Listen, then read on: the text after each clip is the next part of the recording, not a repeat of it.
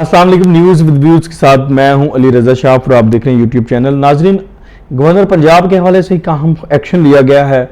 वफाकी हुकूमत ने अहम एक्शन लिया है, एस्टेब्लिशमेंट डिवीजन ने एक अहम एक्शन लिया है और उनको ओहदे से हटाने के हवाले से एक एक्शन हुआ है। वो बाइज्जत तरीके से नहीं जाना चाह रहे थे, इसलिए अब उन्हें बेइज्जत तरीके से निकालने की कोशिश की गई है, निकाल दिया गया है। इस हवाले से आपसे एक पेशरफ शेयर करनी है, खबर शेयर करनी है। लेकिन उससे पहले मैं आपको बताना चलूँ कि कल रात को 9 बजे सदर मुमलिकत आरिफ अलवी की जानिब से, वज़ीर आज़म की जानिब से गवर्नर पंजाब को हटाने की समरी मुस्तरद कर दी गई थी और नए गवर्नर को लगाने की समरी भी मुस्तरद कर दी गई थी। सदर मुमलिकत ने आर्टिकल 48 की क्लॉज 2 के तहत वज़ीर आज़म की जो समरी थी उसको मुस्तरद किया। हालांकि कानून ये कहता है कि जब वज़ीर आज़म किसी को एडवाइस कर दे तो फिर सदर 10 दिन तक उसको रोक सकता है, लेकिन वो उसमें वीटो पावर नहीं है उसके पास कि वो उसको ख़त्म कर दे या मुस्तरद कर दे, रिजेक्ट कर दे।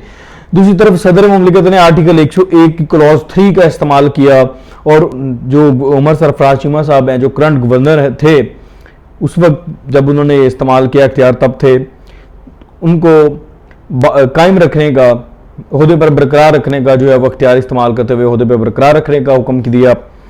तो ये दोनों जो क्लास थे, इन दोनों के हवाले से वाम पैदा हो गया, कन्फ्यूजन पैदा होगी, क्योंकि पहली दफ़ा इन दोनों का इकट्ठे इस्तेमाल किया गया है। इससे पहले यही समझा जाता था और यही कानून भी यही है, जहां तक हमारी समझ में हमने सुना और पढ़ा और देखा है। 18वीं उसके आर्टिकल 52B के बाद जब से जरदारी साहब ने पावर्स जो है सदर से पार्लियामेंट की तरफ मुंतकिल किए हैं, जैसा कि इसका भी पहली दफ़ा इस्तेमाल हुआ।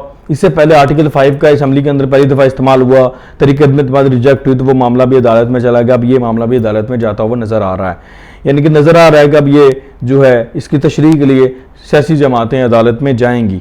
लेकिन ये तो सोचा जा रहा था जाने का।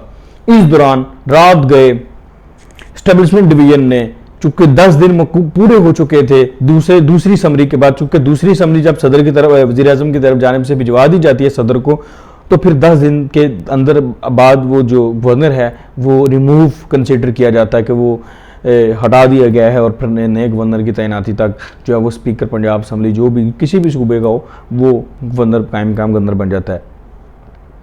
तो एस्टेब्लिशमेंट डिवीजन ने उसी को फॉलो करते हुए गवर्नर पंजाब उमर सरफराज चीमा साहब को उनके ओहदे से हटा दिया है, नोटिफिकेशन जारी कर दिया है और कल सुबह यानी कि आज सुबह वो गवर्नर हाउस में दाखिल नहीं हो सकेंगे। उन्हें गवर्नर हाउस में दाखिल नहीं होने दिया जाएगा, उन्हें गार्ड्स गेट पे रोक देंगे, उन्हें ऑफिस इस्तेमाल नहीं करने दिया जाएगा और गवर्नर पंजाब होंगे स्पीकर पंजाब असम्बली परवेज इलाही साहब, जब तक नए गवर्नर की तैनाती नहीं हो जाती। और नए गवर्नर की तैनाती में भी इसी तरह से सदर मुमलिकत जो है वो 25 दिन का जो है वो डिले डालेंगे, जैसे कि इधर उन्होंने डाला है, तखीर का शिकार किया है। वो पहले भेजेंगे एक नाम, ठीक है, उसको तखीर 10 दिन तक डिले करेंगे, फिर दूसरी दफ़ा फिर वही नाम ले भेजेंगे, तो जब वो डिले करेंगे लेकिन 10 दिन के अंदर अगर वो नहीं भी अप्रूव करते तो एस्टेब्लिशमेंट डिवीजन इसी तरह से नए गवर्नर की तैनाती का नोटिफिकेशन जारी कर देगी।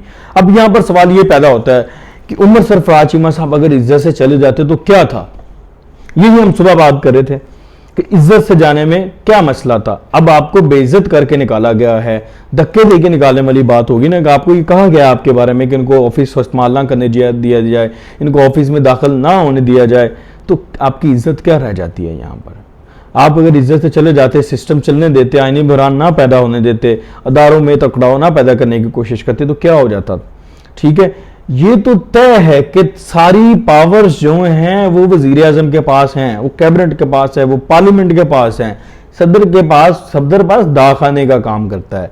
ये जरदारी साहब को दुआएं दे, अगर वो आर्टिकल 52B जो 58(2)B खत्म करने के ना जाते, सदर का ये इख्तियारात सारे जो थे ये खत्म करके ना जाते, तो आज तक हम ये सारे बहरान और सारी चीजें भुगत रहे होते।